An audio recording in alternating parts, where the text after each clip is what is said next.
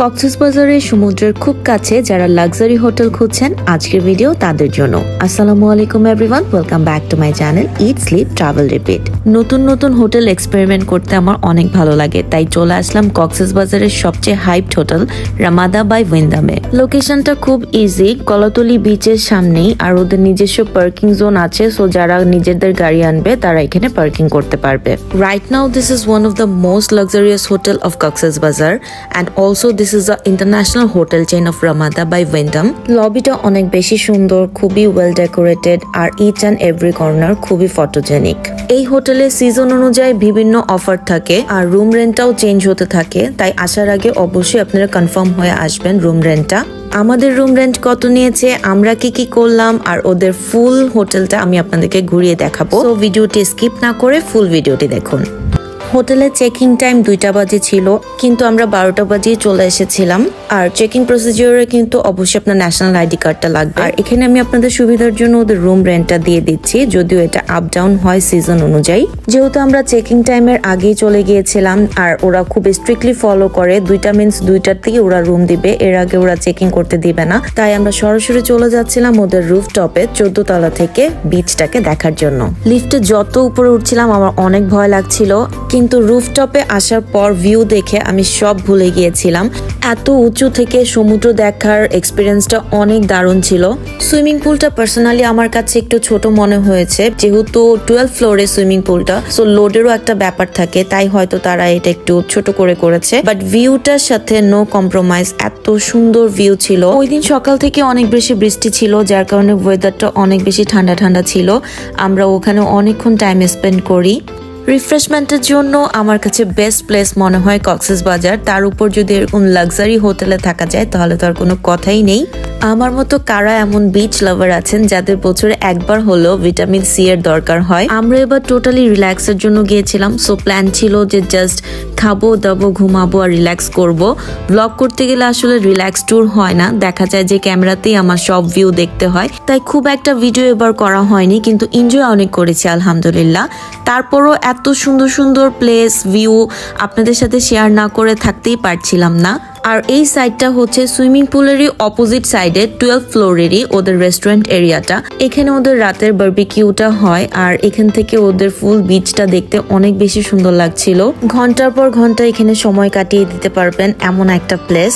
সমুদ্র দেখতে আসি ঠিকই, কিন্তু আমার হাবি সমুদ্রের কাছে না যে হোটেলে বসে সমুদ্রটাকে দেখতে অনেক বেশি এনজয় করে। আর এত উঁচু থেকে সমুদ্র দেখার এক্সপিরিয়েন্সটা আমাদের একদমই নতুন ছিল, তাই একটু বেশি ভালো লাগছিল। আর এদিকে আমাদের রুমও রেডি হয়ে যায়, আমরা চলে আসি আমাদের রুমে। যেহেতু একদম সাডেন প্ল্যানে আমরা কক্সবাজার এসেছি, তার উপর আবার ছিল ফ্রাইডে, তাদের কাপল রুমগুলো অ্যাভেলেবেল ছিল না, শুধু টুইন বেডের একটা রুমই অ্যাভেলেবেল ছিল। দেন আমরা ওদেরকে ওই টুইন বেডটাকে কাপল বেড করে দেওয়ার জন্য রিকোয়েস্ট করি, কজ হাবের অনেক বেশি ইচ্ছা ছিল যে রামাদাতেও থাকবে, আবার কবে না কবে আসা হয়। রুম আমার কাছে অনেক বেশি ভালো লেগেছে, ওদের রুম ডেকোরেশনটা খুবই লাক্সারিয়াস ভাবে করা। আর এখানে স্ন্যাক্স আইটেম গুলো আপনাদেরকে পে করে খেতে হবে, এখানে দামগুলো লেখাই আছে এই কাগজে। আর এখানে আছে একটা মিনি ফ্রিজ, যেখানে এই চকলেট গুলো ড্রিঙ্কস গুলো এগুলো আপনাকে পে করে খেতে হবে। কমপ্লিমেন্টারি হিসেবে শুধু আপনার 2 বোতল পানি আর কফিটা পাবেন।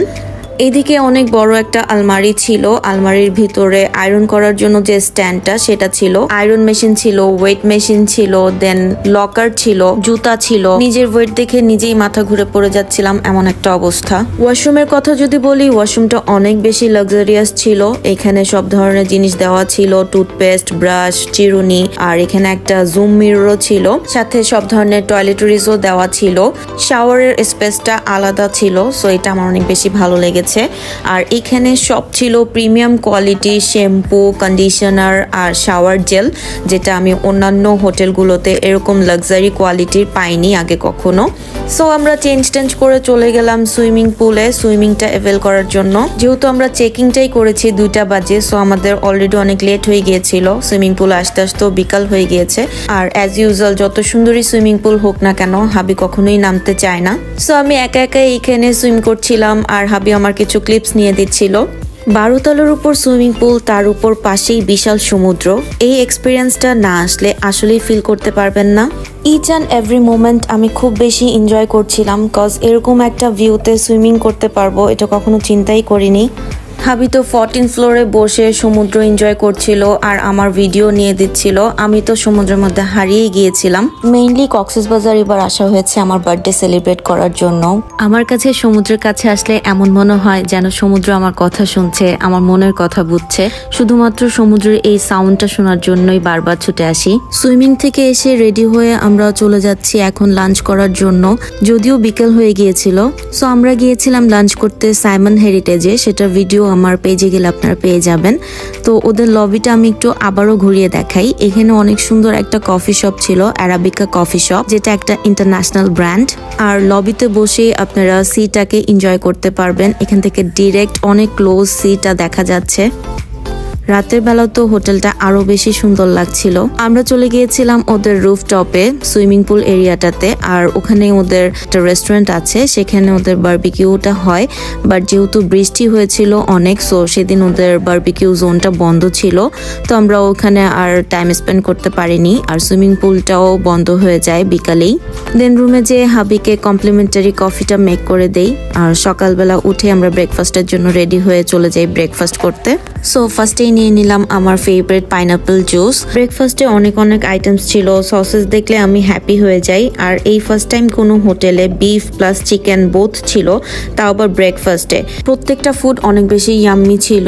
আর ডেকোরেশন এত সুন্দর করে করেছে যে আপনার দেখলেই মন ভরে যাবে। এই বুফে ব্রেকফাস্ট কিন্তু আপনার রুমের সাথে কমপ্লিমেন্টারি পেয়ে যাবেন। ডেজার্টে অনেক বেশি অপশনস ছিল, তো যারা ডেজার্ট লাভার তারা অনেক বেশি লাইক করবেন। এছাড়াও ছিল লাইভ স্টেশন আর টি কফি জোন তো ছিলই। ব্রেকফাস্ট টাইমটা ছিল 7:30 থেকে 10:30, তো আমরা খুব আর্লি মর্নিং এ এসে পড়েছিলাম ব্রেকফাস্ট করার জন্য। রেস্টুরেন্টটা খুবই ওয়েল ডেকোরেটেড ছিল, তার উপর বিচ দেখতে দেখতে ব্রেকফাস্ট করছিলাম, আলহামদুলিল্লাহ। দেন ব্রেকফাস্ট শেষে আমাদের যেহেতু 12টায় চেক আউট ছিল, তাই আমরা বেশি লেট না করে রুমে চলে যাই। 2 ঘন্টা ঘুম দিয়ে দেন ব্যাগ প্যাক করে ফ্রেশন আপ হয়ে রেডি হয়ে যাই চেক আউট করার উদ্দেশ্যে। রামাদা হোটেলে 1 নাইট স্টে করতে আমাদের খরচ পড়ে 8,000 টাকা। ভাবি বিকাশে পেমেন্ট করে চলে গেল গাড়ি আনার জন্য। আমার আজকের ভিডিও এই পর্যন্তই। আমার ভিডিওটি ভালো লাগলে অবশ্যই লাইক, কমেন্ট এন্ড শেয়ার করতে ভুলবেন না। আর আমার পরবর্তী ভিডিওগুলো দেখতে হলে আমার পেজটি যে ফলো করে দিয়ে আসবেন। দেখা হবে অন্য কোনো এক ভিডিওতে। Till then stay with Eat, Sleep, Travel, Repeat. Ta-da!